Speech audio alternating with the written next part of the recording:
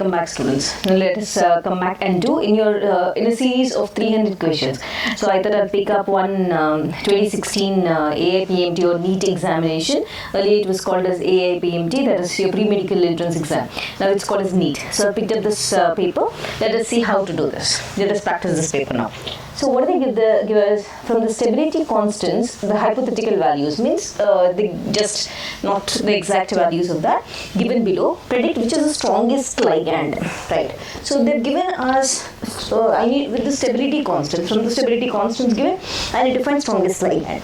So how to find strongest ligand, basically we'll not remember, isn't it? So this is the metal atom, this is the ligand. So remember one thing, they've given this value, one clue I'll tell you how to remember. What is that? Higher the stability constant. Remember, I should tell them what is the highest, strongest ligand. So this particular clue will be very useful for you all. Higher the stability constant of ligand. This is the first thing. Fine. So if the stability constant is higher, then what will happen? Lesser is a dissociation of the complex. Lesser is a dissociation or the breaking of the complex or separation of the complex, dissociation of complex. Okay, now what else do we know? Fine. So when these two things are there, stronger will be the ligand. So stronger will be the ligand. So remember this concept. Fine. So once again, higher the stability constant of the ligand, lesser is the dissociation, stronger will be the ligand. Fine. So now when I have to come back to this. Now, among all these, which one has this one K value, this one higher, fine. So this particular thing, isn't it? 2 into 10 raised power of 27, fine. And stability constant, fine. Next important thing, lesser is a dissociation of the complex. So if this is 2 into 10 raised power of 27, when I compare with this is 13 to raised power of 8 and 10 raised power of 11. So 2 into 10 raised power of 27, higher the stability constant, and when the stability constant is higher, the dissociation of the complex will be lesser and the ligand will be stronger. So Cn minus is obviously the stronger ligand. So the correct option for this is the correct option. So remember this. These three are very important. See the value, whichever has higher value, that ligand is the strongest ligand. Simple, isn't it? Now let's come back and see the next question of the AIPMT paper. Fine. So next one, what do they give us? For the carbocation, fine, for the carbocation which they gave us, they said they've given us carbocation. All 1, A, B, C carbocations are given to me. Fine. Here what do they say? Correct order of stability. This is one carbocation, this is one more carbocation, this is one more carbocation. I need to find the correct order of the stability. So first of all, whenever a carbocation is given to us, so what should you remember? First of all, this also gives resonance. All these show resonance, isn't it? Right? Fine. So let us see. So first of all, more number of resonating structures, higher is the stability of the carbocation, isn't it? That is what is important. Fine. So let us see. Now when I have to take the first example, first of all I'll show the resonance of this. So solution, let me see. The solution is, first of all, what should I take? Due to resonance effect, stability of carbocation increases. That is the first clue. So resonance effect means, what is that? Stability of carbocation increases. Fine. If I take the first example, it is CH3O CH2. This is plus. Now what happens? 1, 2, 3, 4, 5, 6, 7, 8. Now this electron drops here. Fine. So now what will happen? This is a resonance. It is resonance stabilized with one more. Now see here, this oxygen has lost a pair of electrons, so it becomes plus. And this becomes double bond, this becomes CH2, isn't it? Now there's a pair of electron here. Now, what happens? First of all, the second one, next important, I need to compare between this and this. Now see, as compared to oxygen, right, oxygen, electronegativity of nitrogen is lesser. Correct. Now, so what will happen when cation B is more stable? When the electronegativity is lesser, cation B, this is more stable. What did they ask me? Order of stability, correct? Correct order of stability. So once again, compared to oxygen, nitrogen electronegativity is lesser. Then because of this, the stability is more.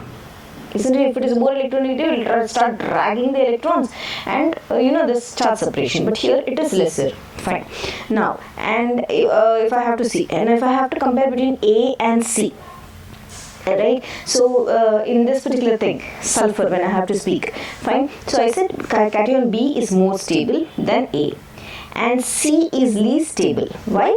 Due to absence of resonance. There is no resonance shown in this particular thing, isn't it? So that is the concept. So first of all, if I have to speak, for order would be, so among all these, A is a maximum stable one. So first, correct order means the correct order is highly stable one is this. First one, right? So now if I have to write the order, the stability order, correct order they asked me. So first one, what will be the correct order? B, because this one has more electronegative, hence it is stable. So it will not be will not participate. So B. After that, next would be A, next would be C, isn't it? So the correct option here is C. This is what is the concept. So first of all, this shows resonance. Second one, this is less electronegative than oxygen, so it does not show it is stable enough, and the last one does not show resonance effect. Fine. So this is how is the correct order. A, B, this is wrong, this is also wrong, this is also wrong. Now let us come back and see the next question.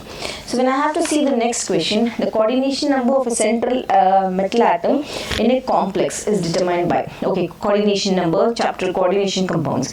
So number of ligands around a metal atom bonded around single bond, the number of ligands around a metal ion bonded by pi bond, the number of ligand around a metal atom bonded by sigma and pi bonds, the number of only anionic ligands bonded by metal atom. Correct? Yes. So they said the coordination of the central metal atom in a complex is determined. The coordination number. So what is the option? If I have to speak, it is coordination number is nothing but number of ligands around a metal atom bonded by sigma bonds, isn't it? Yes. So the number of atoms or the ligands that are directly bonded to the central atom or ion. What is called? I am defining coordination number. Once again, coordination number definition is the number of atoms of ligands that are directly bonded to the central metal atom or the ion by the coordination bond is known as coordination number of the metal atom. Correct? So what is the coordination number? If I have to write coordination number of metal atom, coordination number of metal is equal to number of sigma bonds. Number of sigma bonds, which will form sigma bonds formed by metal, formed by ligand, by which bonds? By sigma bonds formed by ligand, formed by metal with ligand, formed by metal with ligand, This is what is the concept. If I take an example, Fe, right, H2O, taken 6 if I write. So what is this? This is the 6 ligands. The coordination number is 6 because there are 6 ligands bonded with iron metal by sigma bond. So the correct answer for this particular thing, coordination number is number of sigma bonds. So the first option is right, isn't it? So on first option, if I have to see, yes, this is the correct answer for this. So hope you're understanding the concept. Very easy it is actually. So only thing is you should know how to analyze or how to correlate the concepts with your question. Fine. So let us see the next question now. Next question. Here, what do they give me? Kc for ABCD. AB gives CD is 10, okay, at 25 degree. If a container contains 1, 2, 3, 4 moles per liter of ABCD respectively at 25 degrees, then forward reaction should be favored, backward reaction should be favored, the reaction should be at equilibrium, none of these. Okay, I need to basically see what is the Kc. Based on the Kc value, I can even the Q value. Okay, Q value is the reaction quotient value. I can say I can relate the reaction quotient and Kc value. Then I can say whether the reaction is forward and backward. So, what is the first important thing? First clue which you should remember before you solve this. You should remember if the Q value is less than Kc, then what will happen? Then forward reaction will happen. Forward reaction. If the Q value is less than Kc, forward reaction will happen. This is the concept, first concept. Remember this. If you remember this, it's easy. The other way, it is backward reaction. If it is equal, it is equilibrium. Now, so for this reaction, if I have to take A plus B giving C plus D. For this, the reaction quotient Q is equal to products by reactants. Find product. This is C, concentration of the products by concentration of reactant A and B. Now, how much is the concentration of C given? C is nothing but given as 3, isn't it? So, 3 into 4 by 1 into 2. How much is this? It's coming to 6. Now, what did they say? What is the Kc value? They said Kc value for A plus B is 10. So, Kc is equal to 10. Now, Q is equal to 6. Now compare both. What condition did I give? Q should be less than Kc. Fine. So if Q is 6, 6 is less than 10, isn't it? So what will happen if Q is less than 10? That means the reaction is the forward reaction. The forward reaction only will happen. So this is the concept. So now what is the answer?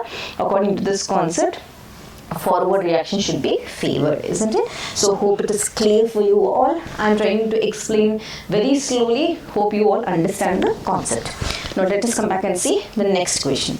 So here in the next question, what do they give me?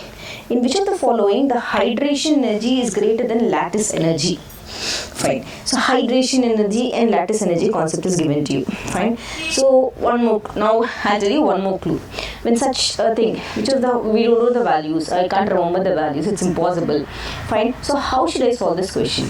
Which of the following the hydration energy is greater than lattice energy? This is all we have to solve. The first important clue is when the hydration energy exceeds lattice energy, the compound becomes soluble in water. So let us write the clues first. What is that? When the hydration energy is greater than lattice energy, what will happen? The compound is soluble in water. Compound is soluble in water. This is the first concept, right? Now, so let us come back to alkaline earth metals. In alkaline earth metals, what will happen to the solubility of alkaline earth metal sulfates, right? So in alkaline earth metal sulfates, the solubility decreases in the order, isn't it? How does it decrease? Basically, so solubility, I'm speaking the order of solubility of sulfates. I've already given one order for sulfates, hydrates and everything. So solubility of sulfates, how does it decrease? It's going to decrease as barium sulfate greater than magnesium sulfate, greater than calcium sulfate, greater than strontium sulfate, which is greater than barium sulfate and greater than radium sulfate. Now, if I have to speak, barium sulfate is so solubility of sulfate in the decreasing order. This is decreasing order. This is least soluble, decreasing order. So among these, barium sulfate is very highly soluble, very high solubility. Magnesium sulfate is high. Calcium sulfate is sparingly soluble. Strontium sulfate till radium sulfate, this is almost insoluble, I have to say. Almost insoluble. Fine. Now, so the solubilities of barium sulfate and magnesium sulfate are, why are they very high? Because of high energy of solvation, right? So high energy of solvation of ions. So they're smaller, isn't it? The ions are smaller. Beryllium plus 2 ion is smaller and magnesium plus 2 ions are smaller. So they're very high energy or high energy of solution is there. If they ask you this reason, just write why are they more soluble? Because of high energy of solvation. And why is this high energy of solvation? Due to smaller beryllium plus 2 ion and magnesium ions, Mg plus 2 ions. Remember this. Fine. So now what is the correct option? I have given you the reason for this. Now the correct answer is among all these. So beryllium sulfate is not given to us. We are left with only magnesium sulfate. So the correct answer is magnesium sulfate. So this is how you are going to reason the question. Right. Now let us see the next question. Here what do they give us?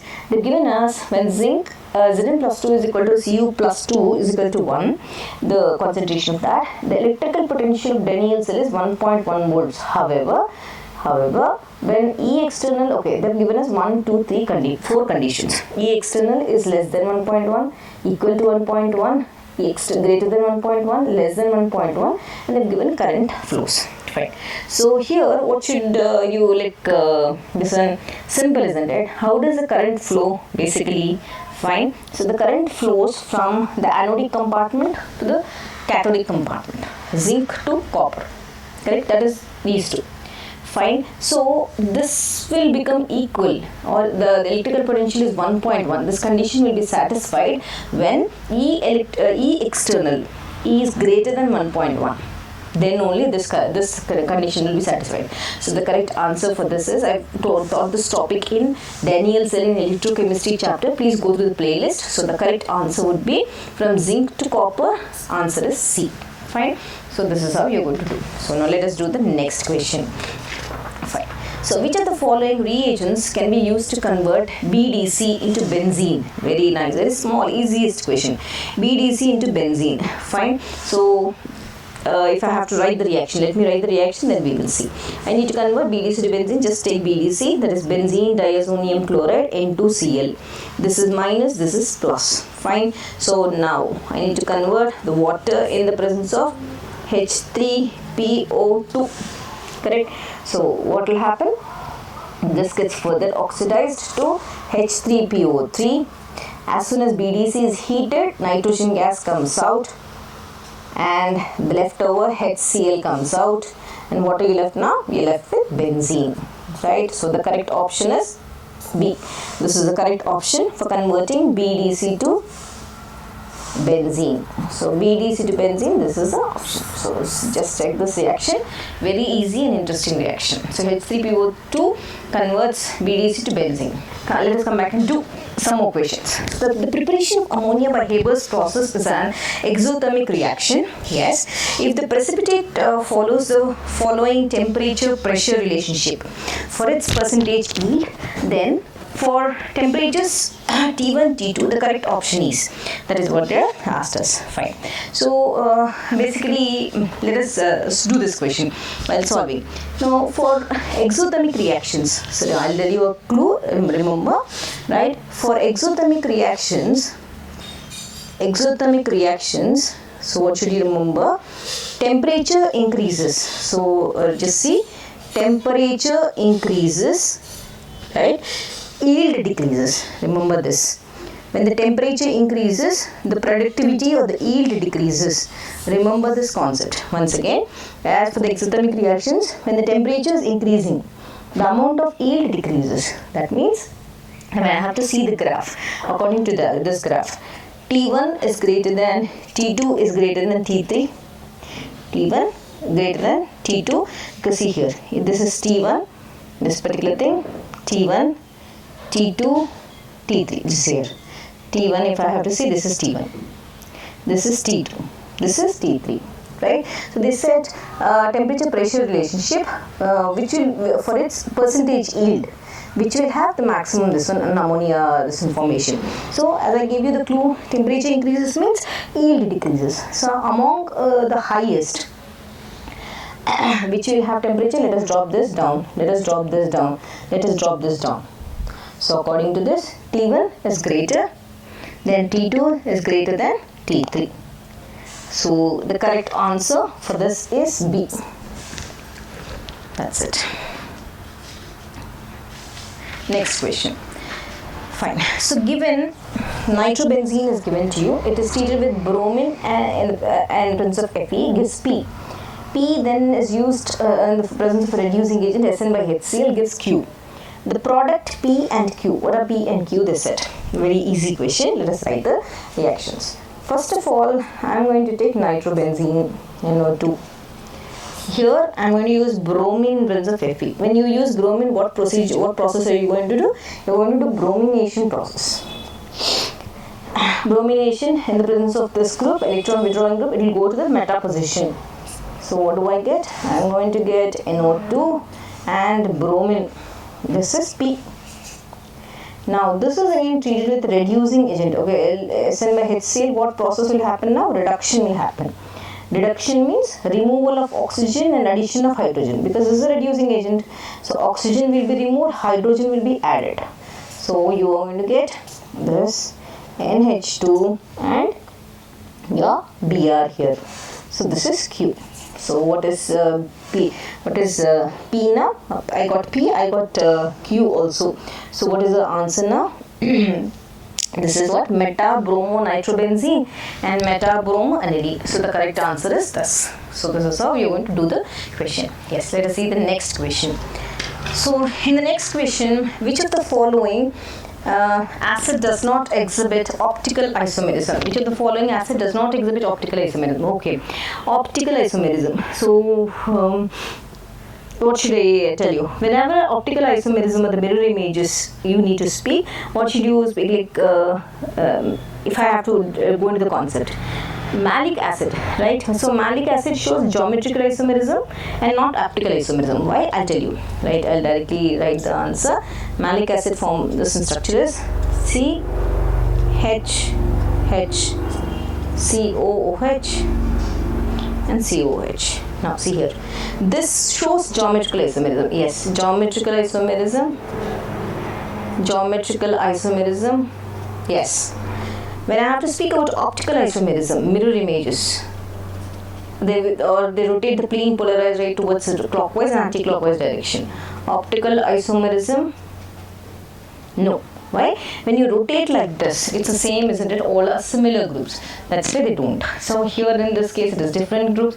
Here also different. Here also different. Alpha amino acids. So that is why malic acid is an option which will not, which does not exhibit optical isomerism because of the similar groups present. Fine. So next question. Which of the following pairs is not correctly matched? Fine. So here they've given a very easy question. This is which are not correctly matched. They said. Fine. So if I have to see the first one, Clemmensen reduction. Yes. Removal of oxygen and addition of hydrogen. This is right. Correct. Now, Rosenman reduction. This also is right. Conversion of acyl chlorides to benzaldehyde or the aldehyde group. And the next one, nitrile to aldehyde. This is Stephens reduction. This is also correct. Now, Wolff-Kishner reaction. So, Wolff-Kishner reaction is a wrong one. Why? I'll tell you. In Wolff-Kishner reaction, what do? We are going to take the carbonyl group. We are going to do Wolff-Kishner reduction. Wolff-Kishner reduction. In this Wolff-Kishner reduction, what are we going to do? You are going to take out oxygen and add hydrogen. This is CH2. This is not CHOH. This is wrong, isn't it? This is Wolff-Kishner reduction. So this is the not correctly matched. This is the wrong product. This is the correct product for Wolff-Kishner reduction. Fine. So let us see the next lesson. Hybridization in CH3 plus, CH3 plus and CH3 minus, okay, are respectively. Fine. So here in this question, first of all, this is methyl free radical. So methyl free radical has a planar structure. Fine. Let us write this first. Solution. This is what? Methyl free radical. In this methyl free radical, what structure does it have? It has a planar structure. When you have planar structure, what will happen? That carbon will have sp2 hybridization of carbon atom. And there's one odd electron also present in that, isn't it? So that odd electron is present on odd electron is present in unhybridized 2pz. Unhybridized 2pz. Fine. Next, when I have to speak about the next one, CH3 plus. This is methyl carbanion. This is which structure? This is tetrahedral structure. Tetrahedral structure. When you have tetrahedral structure, very well know it is sp3 hybridization. And one of the hybrid orbital contains lone pair of electrons. And one has lone pair of electrons. Okay. One hybrid orbitals. You can draw the structure and see. right? So contains lone pair electrons. That's over. Fine. So CH. This is what? This is methyl carbonium ion. Wrong, isn't it? This is methyl carbanion. This is methyl carbonium ion. So methyl carbon ion. So what is this? Let me change this. This is wrong, isn't it? CH3 minus. I'm talking about CH3 minus. CH3 minus will have tetrahedral structure. So sp3 hybridization has lone pair. So when I have to speak about CH3 plus now. Now what this is this? This is CH3 plus is methyl carbanion. This has trigonal planar structure. Trigonal planar structure. And what is hybridization present? This is sp2 hybridization. This is sp2 hybridization. Fine. So this is also sp2. This is sp3. Fine. So what did they give me? So the first option here is sp2 first one, sp2 second one, sp3 third one. So the correct option is this. This is how you're going to write. So let us see the next question. So in this next question, the third line of Balmer series in the emission spectrum of hydrogen is due to transition from. Okay, so grade 11 topic. I need to write the third line of Balmer series. Okay, I need to calculate now. So for Balmer series, what is this? N1 is equal to what? Let us do. What should I find it? I need to find the transition from there. So when I have to speak about Balmer series, so N1 is in Balmer series, what will happen? In Balmer series, N1 will start from 2. For the nth line in any series, for nth line in any series, nth line any series, what is the formula?